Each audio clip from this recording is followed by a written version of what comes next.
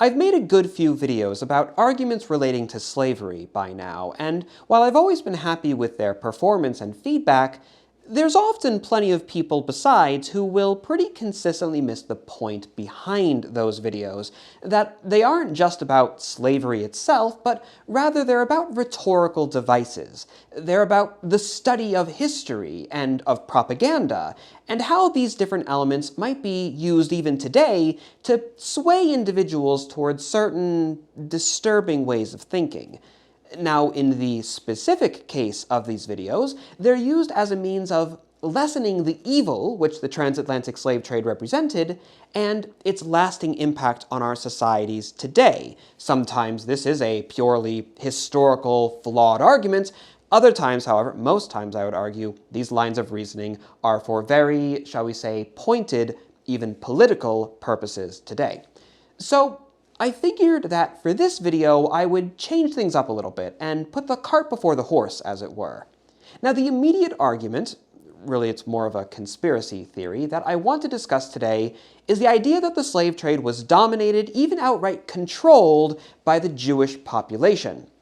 They, rather than any other group, which those who purport this idea would typically self-identify with. More often than not, this is the idea of the white European as a singular ethnic bloc, which doesn't really make all that much sense, but, you know, consistency is hardly a conspiracy theorist's strong suit. Now, this idea is outright nonsense, and it's easily disproven, and I'll discuss exactly how wrong it is in the latter half of the video, but like I said, cart before the horse today. Because unfortunately, for the majority of the audience that actually needs to hear this lesson, well, nothing that I could say could possibly convince them.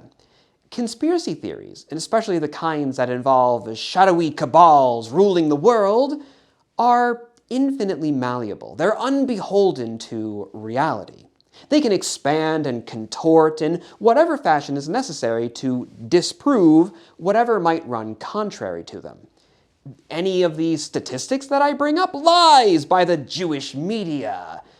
Archival sources that you can go and read yourself, fabricated documents. It's an entire global network that controls every little thing and every person, except, of course, for the conspiracists themselves, because I guess through their use of the, typically they say, Jewish-controlled mass social media, well, there's just no way that we can possibly stop them. I mean, you have no idea how many of our agents that Kanye West has managed to dodge by this point. Man is practically Tito. Now I've touched on these ideas, right, on these themes, how myth can build itself up on misconceptions in my videos about the Holocaust.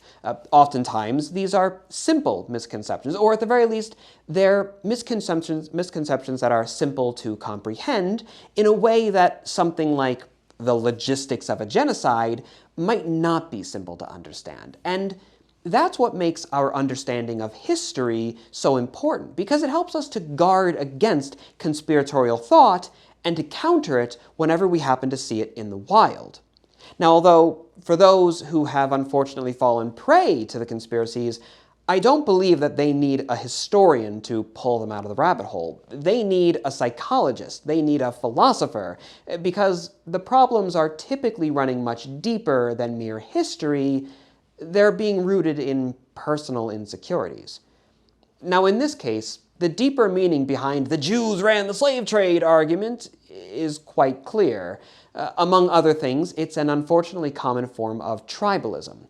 The conspiracist, again, they're typically going to identify themselves, rightfully or not, as a white Christian, as a single cohesive bloc that is in conflict with the singular bloc of, for example, the Black African, or, of course, the biggest boogeyman of them all, the Semitic Jew. They also identify themselves, of course, these individuals, as being good. Very few people would not identify themselves as being more or less good. And they believe that, again, there are outsiders, there are these other ethnic blocs that are not only disparaging and disrespecting them, but even actively combating them based on their identity. It's a warped worldview But that's a whole other conversation. I don't think I need to convince you of that. But the overall point is that whatever the person is identifying as the foreign entity, right, whether it's racial or religious, whether it's political or anything else of the sort, if it's the foreign entity, it's not me, it's something else, well, if I'm good, they must be bad. Now, surely we, of course, as the good ones, couldn't have ever been involved in slavery, and of course, if we, if the white Christians were involved in slavery, it must have not been so bad as it's always made out to be. Or at the very least, we couldn't have been involved anywhere near so much as those guys over there, be they Jewish investors, African warlords, or again, whatever, however you want to draw these lines, it's all nonsense, so you can draw them however you want to, right? But the point is that we inflate the other's evil, and we downplay our own, all that is good within ourselves, all that is evil within them. And unfortunately, in this day of politics by outrage, where everything is more about owning the other side than actually getting anything done, well, this kind of tribalism, whether again it's about race or anything else, is exceedingly common. It has never been harder and never been more important to eschew partisanism, to police one's own side, and to understand the conditions behind the issues that we face. And that is why I'm actually very happy to be able to say that this video's sponsorship is directly related to that cause. Now we're going to have a brief message on that sponsor's behalf before we finally tear into the nonsensical argument. Ground News is an extraordinary organization in the news media world. They aren't the ones directly reporting on the news. Instead, what they do is gather related articles from all around the world, from every political and social stripe, and collate them all in one place. Take, for example, the situation in Gaza. Oh yes, did you know there's some pretty heavy stuff happening there? It's shocking, I know. And you'll find an awful lot of tribalism going on with it all. So here's a recent story. Israel halts all aid into Gaza as it demands Hamas accepts new ceasefire plan. If you scroll down just a bit, you're going to see all of the related article headlines, in this case over 400 of them, and with an awful lot of intense variation, ranging from explicit aims of ethnic cleansing to nothing more than yet another escalation in an already tense setting. Now, whatever your views, the key element here is that with the Ground News website and app, you're able to see how different media outlets are describing the exact same event. The precise language they're using, the things that they're emphasizing, and the things they're neglecting. It helps you to see the larger picture and to better understand the bias inherent to any one topic. You could also track down the nature of the sources themselves. In this case, only 12% of the sources describing this topic are independently owned, while a whopping 48% belong to media conglomerates. Give a click on that portion, and you can even go deeper, seeing which companies and groups are responsible for what. You can even get a measure of the more objective factuality of each organization, which Ground News works with 3 independent news monitoring organizations to rate them all. In a day and age where information is cheap and truth is at a premium, I think you'll find a great deal of value in Ground News, which is why I'm so happy to be working on them for this sponsorship and to be able to offer you all 40% off of their Vantage plan for unlimited access when you visit groundnews.com/Brandon. You can also scan the QR code on your screen now or click on the link in the description down below to subscribe. Thank you to Ground News for sponsoring this video, and now let us finally come to that dastardly conspiracy theory. The conspiracy that the transatlantic slave trade was owned, controlled, and directed by Jewish people with the ultimate aim of using and abusing the black population as a sort of weapon against the white European and American populations seems to be, unfortunately, relatively common. Now, sometimes the people who propose these ideas will just out and say it, right? And other times they're going to be a little bit more cowardly and think that they need to dance around the issue to avoid the big scary algorithms that won't let them use any racial slurs.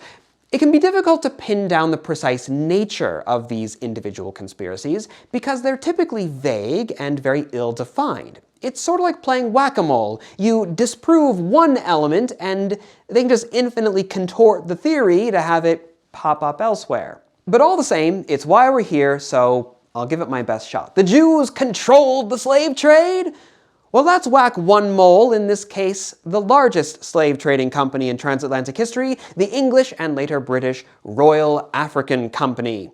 In a period of some 50 or 60 years or so, this single company embarked just under 200,000 persons. It was also the beginning of a serious British presence in the slave market, and so if the Jews really did control the entire thing, one would expect them to have a significant hand in it, right?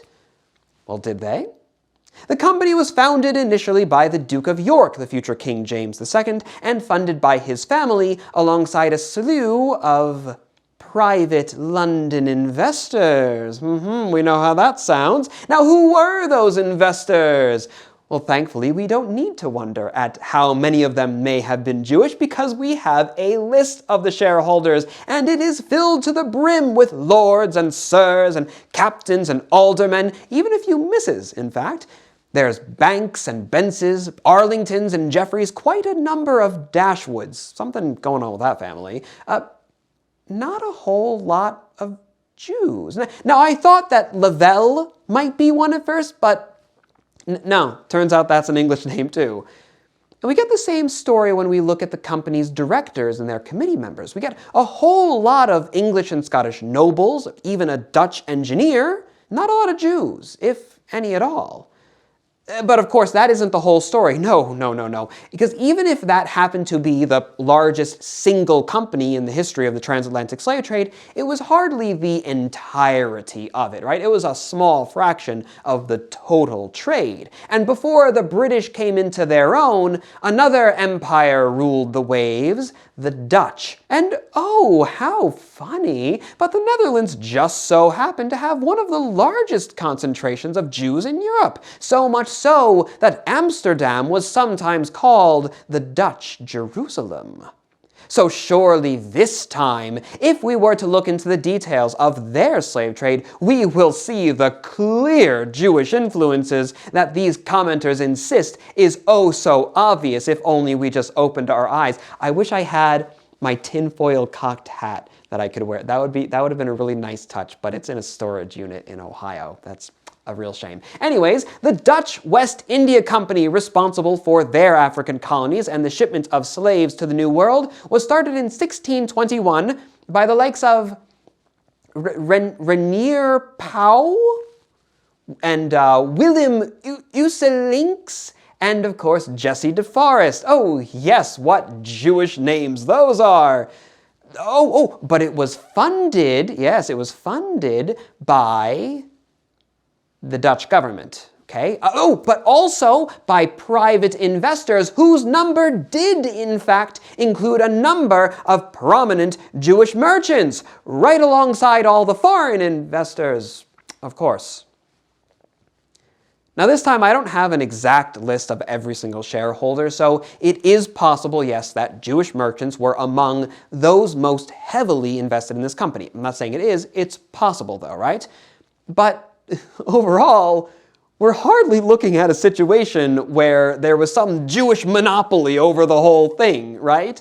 Even where the Jewish community had arguably their highest level of influence in the Netherlands, right? They were only one party out of many with a vested interest in this trade. And whatever country you look at, well, the story is going to typically be the same. Whether it's the French with their Senegal Company and its many iterations, founded by Jean-Baptiste Ducasse at the request of King Louis XIV, or by looking at the Portuguese, who collectively transported by far the majority of slaves to the Americas through, among other means as well, this is just one of them, but through their Casa de India. Not only was the Casa de India formed by, again, the Portuguese government, but their slave trade was conducted through the express authority of the Pope, who declared that they only had the right to trade in human cargo if said cargo was, often forcefully, baptized into Christianity. It was an expressly Christian institution in Portugal, and if that is all a part of the evil Jewish plot, well, they have an interesting way of operating, don't they? So what about other nations? Well, for the part of the Spanish, they didn't have that heavy of a hand anyways in the African slave trade. They relied mainly on natives for their forced labor, and whenever they did need African slaves, they would just buy them from other powers, mainly the British, I believe. And then meanwhile, the only other part of Europe with a significant Jewish population, being Eastern Europe, Poland and whatnot, well, they were hardly an international commercial powerhouse at the time, right? They weren't involved in the trade very heavily at all. But even still, of course, this is not the whole story. Now, most of these large slave trading companies, the French Senegal Company, the Royal African Company, the Casa de India, all these different things, right? They started off really strong in the 17th century, but by the early 18th century, mid-18th century, they're starting to lose their influence. They're even starting to lose their monopolies on the trade. More and more independent merchants and investors and ship owners would be gaining the rights in their respective societies to trade in slaves. And this is at a time when, so to say, the transatlantic economy is really starting to boom. The vast majority of slaves were being traded in the 18th century, and it's at the same time that it's really hard to make sweeping generalizations about who was doing that trading, because there were no single massive institutions behind it all.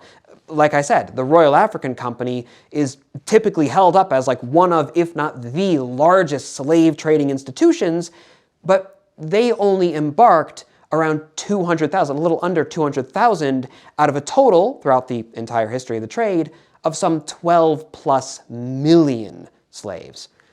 So here lies another opportunity then, if this trade was so disparate, right?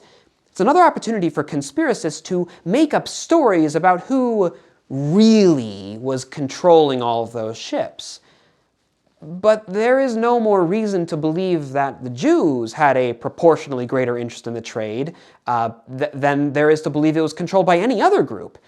And even if the Jewish population did have a greater level of influence, so to say, proportionally speaking, well, then there's even less cause to believe that there was some grand function, some grand narrative behind it all, beyond the exact same reasons why any other nationality and race and creed, from African animists and Muslims to European Protestants and Roman Catholics, and yes, of course, the Jewish population, why any of them would be taking part in the trade, which is for material gain. The slave trade was a pervasive institution within which quite nearly every organization and every individual with any level of wealth would have a financial interest. Be that interest in the actual physical shipments out of Africa, be it in the New World plantations, or even the myriad of industries which are springing up all around this stuff, from Massachusetts loggers and fishermen, to London stockbrokers, to Bristol dock workers. Now, if through all of that, right, if someone were to really dig through the archives and to collate a large list of all these different institutions and investors and ship owners and planters and all the various agents responsible for dealing with the African empires along the coastlines and everything else, right, if through all of those economic interests, those vested interests, through it all, they came out with an actual undeniable Jewish influence that they could document with sound and honest research, well, then we can have a conversation, right? But as of right now, I'm only seeing the crazy ramblings of YouTube comments filled with extra layer upon layer of conspiracy theories that never hold up to even the most basic of informed inquiries. There might be questions or points that sound pretty damning or interesting, but then you look into it and it's like, oh, there's a very clear explanation that we've known forever. You're just ignoring that explanation, which is incidentally also far simpler than evil Jewish cabals, I guess. Now, one of the silliest arguments that I've seen that relates to all that is that the vast majority of the ship owners were Jewish, and that even the ships themselves all had Hebrew names or Jewish names. Yeah, no, I pulled up a list of, for example, all the slave ships that docked in Bristol in 1749. We've got the Triton, Antelope, we've got the Alexander, Volunteer, Jamaica, Packet, Spy, Swift, Baltimore, Cornwall. They've got Latin names, they've got Greek names. The closest that we get to a Jewish name was the King David, which can also be a Christian name, right? Wikipedia has an even longer list where they are also listing people like the ship owners and the ship's operators, where we get the likes of Captain Murdoch Murchie, or Thomas Flynn, or Nathaniel Gordon, and of course, the infamous William Gregson, co-owner of the slave ship Zong. The ships were named after cultural and historical icons. They were named for personality traits or family members, loved ones, significant events, and yes, some of them had names rooted in religious symbolism, but they could just as easily be Christian as anything else. Incidentally, so many of those early Christian figures are applicable to Judaism as well, right? Until this Jesus guy comes around, it's the same books, right? Their captains and their owners, the chief investors, likewise, they're coming from every walk of life, depending on the society that they happen to be in and what society the slave ships are coming from. Like I said, we're just playing whack-a-mole at this point. But none of this will actually matter to the hardcore conspiracists, because when you begin with your conclusion, the facts don't matter. When you move through highly complicated histories with the specific aim of finding a single root cause, curating through whatever facts are useful to you and discarding the ones that aren't, you're gonna find whatever you want. That's, of course, to say nothing about how you can just outright lie if you don't really believe in the conspiracy yourself, but there's some external function behind your holding it. Not that that would ever happen in modern day politics, right? An example of a curated fact, did you know that I actually read this in an article written by a rabbi, by the by, Jacob Rader Marcus. Did you know that in the late 18th century, some 40% of all Jewish households owned slaves? And in some communities like Charleston, South Carolina, which was a hotbed, incidentally, of slaving activity, that figure was closer to 75%? By God, we can take that and run with it. The Jews controlled it all. Well, that's right. Out of the roughly 51,000 slaves in Charleston in 1790, Jews owned a whole 93 of them. So again, Jewish people of the time were not exempt from the evils of slavery, but no population was, right? They were few in number, but all the same, on average, better off for a whole slew of historical and legal, cultural, and economic reasons that ultimately dated back to the Middle Ages. And when people were better off, whoever they were, they would have had a hand in the slave trade. The same way that the nobility did, or for that matter, the Roman Church did. Where the Jews were not on average wealthier, like say in Poland, they weren't at the heads of these tables. So let's have yet another narrative shift. Okay, so the Jews evidently didn't start the trade, nor did they dominate it for most of its history, but maybe they actually ran the whole show in the United States. After all, we know it's always been a conspiracy that hates America, I guess. Later on in the 19th century, they may have controlled it, where it directly led to so much White Death in the Civil War, and where all those dastardly different colored people are residing. Yes, it's always been an anti-American conspiracy, don't you see? Just ignore, I guess, how in 1830, for example, out of the 40,000 or so slave owners, well, yeah, only like 120 of them were Jewish. But they were the most powerful families of the bunch, don't you see? Everyone else treated their slaves so well, but it was those 120, they're the real evil. Didn't you know that the largest slave trading companies within the United States were all run by the Jews? Oh, yeah. Like the largest and arguably the most powerful company in the history of the American slave trade, Franklin and Armfield. Franklin and Armfield. To quote the comedian Lenny Bruce, I don't think that I can imagine a more goyish name than Franklin and Armfield. But a name, yeah, that's it. A name doesn't always betray the Jew. It's a matrilineal line. They could be hiding among any one of us. The Wikipedia articles are all edited by the cabal. The archives are corrupted. The schools have been infiltrated. Every government in the world has fallen. The conspiracy is all around. The conspiracy is whatever you need it to be. It will bend and contort to fit whatever tiny little space it is allowed. And unfortunately, there will always be space in history because so much of history is inherently unknowable. Our understanding of the past will always be flawed. It will always have gaps, regardless of how good our methodologies become and how firm the research becomes, right? Because, and then even beyond, right, all of that, right, even when things are academically understood and sound knowledge, like, for example, the ownership of the slave trade, right, so long as all the same individual persons remain ignorant of those material details, because there are so many material details and they're so complicated, so there's always going to be, people who are ignorant of little things, right, all over. I mean, everyone has that, right? Well, then it doesn't really matter, because the conspiracists will be able to exploit that individual ignorance and use it to push forward flawed narratives. The idea that the Jews dominated the slave trade, let alone had some overarching goal behind it, is highly selective at its best, and at its worst, it's just an outright lie.